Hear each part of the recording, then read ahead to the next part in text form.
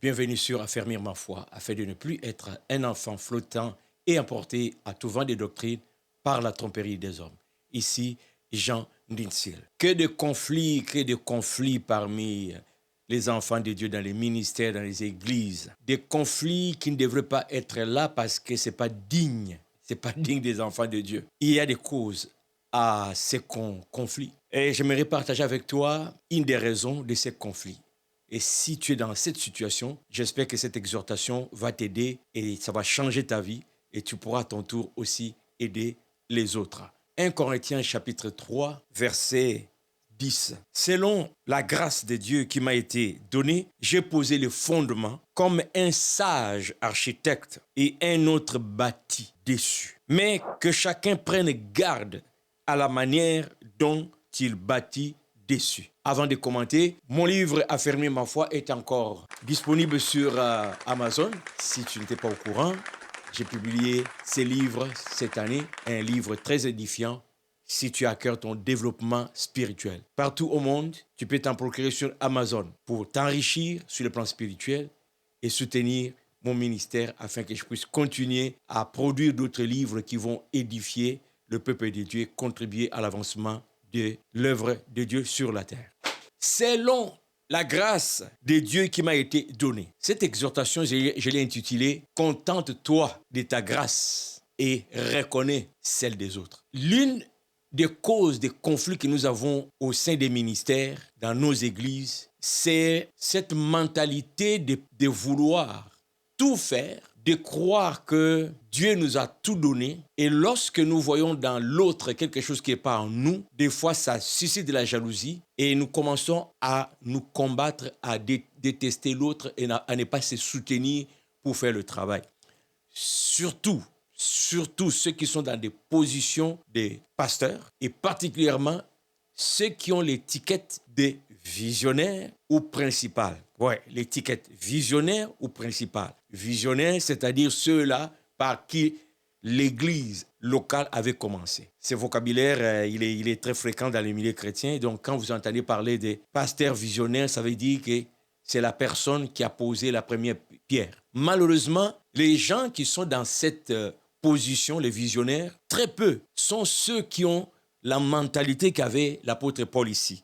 Selon la grâce de Dieu qui m'a été donnée, reconnaître la limite de sa grâce. Reconnaître la limite de sa grâce. Et reconnaître que c'est Dieu qui m'a fait grâce. C'est pas moi. Lorsqu'on dit les visionnaires, malheureusement, on le confond avec des visionnaires, des leaders des entreprises dans le monde, dans les domaines séculiers. Et malheureusement, d'ailleurs, c'est triste de voir que ces modèles qu'on veut imiter, si nous allons dans les mondes séculiers, nous allons voir des visionnaires qui font ou qui se comportent comme devraient être ou se comporter les pasteurs visionnaires.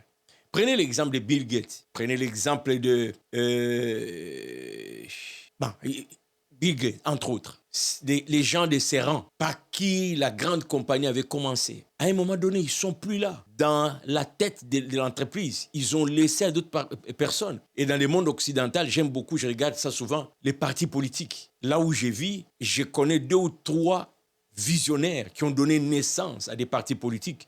Mais aujourd'hui, ils sont complètement en dehors de ces partis politiques. Ils font d'autres choses dans leur vie et les partis continuent avec d'autres personnes. Il n'y a que dans nos églises que le pasteur visionnaire s'accapare de tout et s'assure que son royaume, vraiment, selon la grâce de Dieu qui m'a été donnée, il faut reconnaître que la grâce vient de Dieu. J'ai posé le fondement comme un sage architecte. Bien-aimé, tu peux être l'initiateur de ces ministères qui est en train de prendre l'envol, l'ampleur à travers le monde. Reconnais que c'est une grâce que Dieu t'a donnée pour poser la première pierre.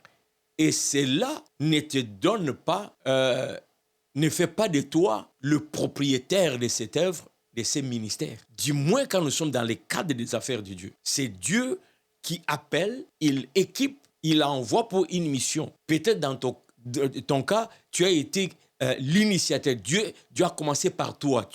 Il t'a donné la responsabilité de poser la première pierre. Tu n'es pas plus grand que Paul, bien-aimé. Paul dit, j'ai posé le fondement comme un sage architecte. Si ça a commencé par toi, bien-aimé, limite-toi à poser la pierre. Il ne faut pas vouloir tellement tout contrôler parce que c'est ton œuvre. C'est avec honte que j'entends des fois certains passer dire « Est-ce que toi, tu étais là quand je souffrais pour implanter cette œuvre? Est-ce que tu étais là? » Bien-aimé, si Dieu voulait que je sois là, il m'aurait amené à côté de toi. Il n'avait pas encore besoin de moi à côté de toi à ce moment-là. Et si tu as souffert, ben c'est la responsabilité que Dieu t'a donnée. Que dirait Paul? Lui n'a pas souffert. Mais écoute, il dit, j'ai posé le fondement. J'ai posé comme un sage architecte. La suite, c'est et un autre bâti dessus. C'est ici que nous avons de la difficulté dans nos églises, d'accepter qu'un autre continue. C'est pourquoi il y a des pasteurs maintenant qui préparent leurs épouses à prendre la relève, qui préparent leurs enfants à prendre la relève, parce que quand ils regardent la photo du début de l'église et ils regardent là où l'église est arrivée aujourd'hui, il a du mal à s'imaginer quelqu'un d'autre prendre de sa place s'il n'est pas membre de sa famille. Ça devient une entreprise personnelle. On n'est plus dans les affaires de Dieu. Et moi, personnellement, puisque je reconnais que je suis disciple de Jésus et non d'un pasteur, j'ai décidé dans ma vie, une église comme ça, je ne peux pas devenir membre parce que ça n'a rien à voir avec Jésus, si ce n'est que Jésus devient un produit. Autrement, c'est lui qui sait qu'il est au service de Dieu, c'est se limiter à sa grâce, c'est se limiter au niveau des responsabilités que Dieu lui a données et ne peut pas avoir la honte, la jalousie de passer le micro, de passer le flambeau à quelqu'un d'autre qui n'est ni son frère de sang, ni son fils, ni sa femme. Parce que ce sont les affaires de Dieu. J'ai posé comme un sage architecte et un autre bâti dessus. Et il continue, mais que chacun prenne garde à la manière dont il bâtit dessus. Voilà la seule préoccupation. Paul n'est pas en train de dire « Ah, moi j'ai souffert pour établir ces églises, maintenant quelqu'un va arriver, lui va manger les fruits, lui qui n'a rien fait. » Non, non, non, non. La préoccupation de Paul, c'est que vous qui allez continuer, que chacun s'assure qu'il fait bien son travail. Reconnaissons la grâce de chacun. Moi, Dieu ne m'a pas donné la grâce que tu as. Moi, Dieu m'a appelé de souffrir pour implanter, mais toi, il t'a appelé pour prendre la relève et continuer. Et je m'arrête là et j'ai béni le Seigneur. Il n'y a pas raison d'avoir la jalousie pour celui qui va prendre la relève. Non, nous, quand on avait commencé, vraiment, on marchait à pied. Maintenant, l'Église a des moyens, il y a des limousines à la disposition des pasteurs. Dieu appelle un autre à prendre place. Tu dis, lui n'a même pas souffert. Il n'a pas marché à pied, il n'a pas marché à bicyclette. Et il va commencer maintenant à prendre la limousine comme ça. Et on s'arrange pour enlever des privilèges à celui qui va venir. C'est triste, c'est une honte. C'est une honte dans l'œuvre de Dieu, c'est une honte.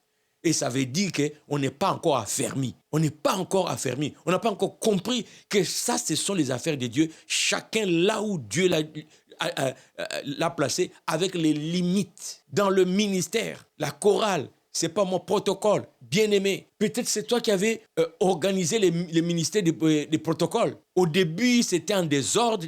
Dieu t'a donné la grâce, tu es venu, tu as mis une bonne structure. À un moment donné, Dieu suscite une autre personne qui veut préparer pour prendre la place. Tu veux qu'on reconnaisse que c'est toujours toi. Toi, tu dois continuer à avoir le pouvoir. Toi, tu dois toujours continuer. Il faut qu'on t'appelle. Mais non, non, non, non, non, non. Bien-aimé, limite-toi. Dès que tu sens que Dieu suscite une autre personne, ça veut dire que ta mission est finie. Le maître de l'œuvre veut te mettre ailleurs pour donner cette place à une autre personne. Il en a le droit, même si c'est toi qui avais structuré, mais c'est avec l'intelligence que Dieu t'avait donné. C'est Dieu qui t'avait donné ses capacités. Il ne faut pas s'accaparer d'une place, d'une œuvre, sous prétexte que c'est par moi que ça avait commencé. J'ai commencé, maintenant vous allez continuer. Bien-aimé, je te partage ça parce que moi-même, présentement, je suis en train de monter un projet. Rien que sur papier, il est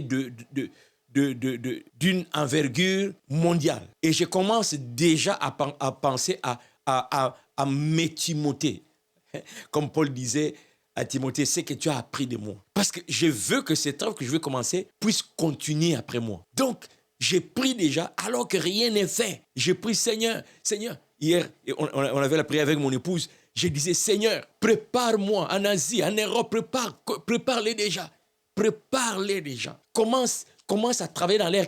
Dans l'air, c'est comme des flashs qui pensent à ces ministères déjà, qu'il y ait quelque chose dans leur tête pour que le jour où nous allons nous rencontrer, qu'ils se disent « Oh, j'ai senti ça dans mon cœur. » Et moi, je dirais « Oh, j'ai béni le Seigneur.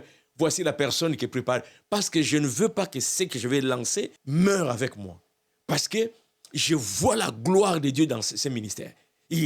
C'est évident que quand ça va partir avec la réussite, les gens vont m'applaudir. Mais moi, je vois la succession, la suite. J'ai pris déjà pour la suite. Parce que j'ai dit, Seigneur, ça n'existe pas encore dans le milieu chrétien. Ou du moins, au niveau que je pense. Je vais être pionnier dans ces domaines. Mais je ne veux pas que ça meure avec moi. Prépare-moi des Timothée, Seigneur, qui vont prendre la relève, qui vont faire ça mieux que moi. Et les jours où je verrai mon premier Timothée, c'est avec joie. J'ai déjà préparé une vidéo où je transmets cette vision à Timothée. Je dis, voilà, c'est ça la vision que j'avais. Maintenant, saisis cette vision, enrichis et à ton tour, prépare un autre Timothée. Nous devons fonctionner comme ça dans les affaires de Dieu. Te limiter à ta grâce et respecter la grâce des autres. Ne pas t'accaparer une œuvre parce que tu es celui qui a commencé. Que les politiciens t'enseignent, bien-aimé. Tu es dans quel pays? Prenons la France, par exemple. Vous qui êtes en France, les 2 partis politiques, les 3 partis politiques les plus stables, chacun a été fondé par qui? Est-ce que le fondateur est toujours là en train de s'accaparer?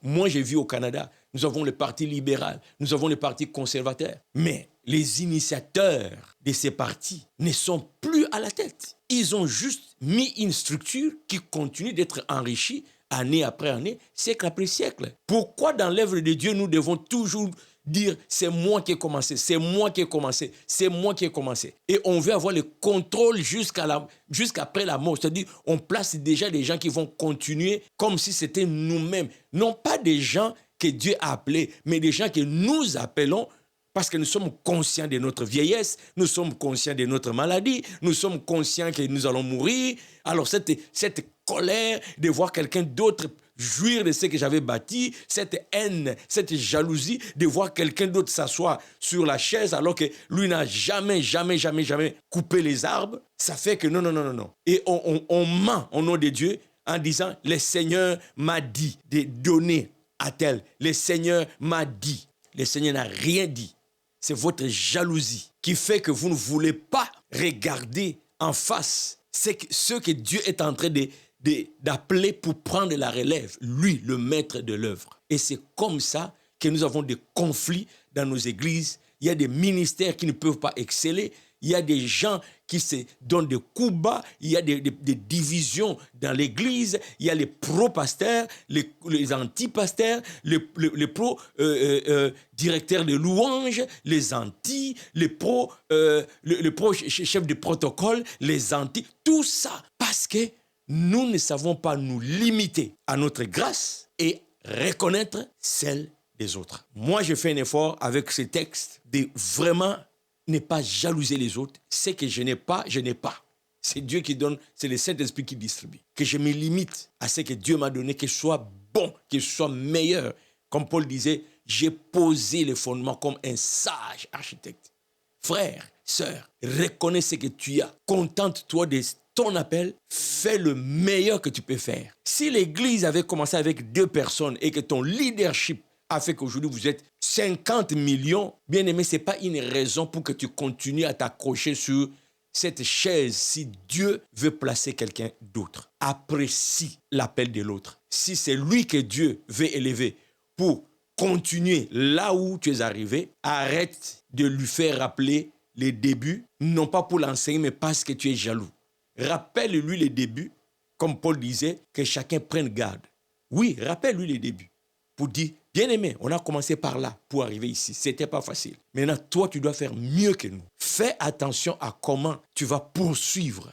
Regarde-moi, où est-ce que je l'avais pris, où est-ce que j'ai l'amené. D'ici à ce que le Seigneur te fasse remplacer par quelqu'un d'autre, assure-toi que tu l'amènes plus loin que moi. C'est comme ça qu'on doit s'encourager, à la place de se jalouser. Bien-aimé, prie pour ton Timothée et sois prêt quand ton Timothée sera là. Forme-le, reconnais son appel, donne-lui tous les supports nécessaires pour que lui aussi s'épanouisse. Voilà les paix que j'avais à partager. J'espère que ça t'a fait du bien. Si tel est le cas, commente, partage. C'est ça le soutien. Reconnais aussi mon appel. Fais-moi du bien en partageant pour que ces messages arrivent à une autre destination pour aider un autre. Que le Seigneur te bénisse. À la prochaine.